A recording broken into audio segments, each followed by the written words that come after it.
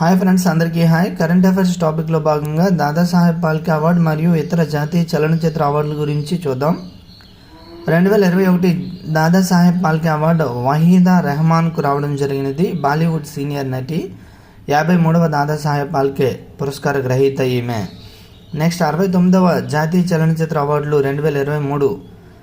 2021 సంవత్సరానికి గాను ఇవ్వడం జరిగినది. ఉత్తమ నటుడు అల్లు అర్జున్ పుష్ప సినిమాకు గాను, ఉత్తమ నటి అలియా భట్ గంగూబాయ్ సినిమాకు గాను మరియు కృతి సనన్ మిమీ సినిమాకు గాను, ఉత్తమ సహాయ నటి పల్లవి జోషి ది కశ్మీర్ ఫైల్స్ హిందీ మూవీకి గాను, ఉత్తమ సహాయ నటుడు పంకజ్ త్రిపాఠి మిమీ సినిమాకు గాను, ఉత్తమ దర్శకుడు నిఖిల్ మహాజన్ గోదావరి మరాఠా సినిమాకు గాను, ఉత్తమ సంగీత దర్శకుడు పుష్ప దేవిశ్రీ ప్రసాద్, ఉత్తమ మ్యూజిక్ డైరెక్టర్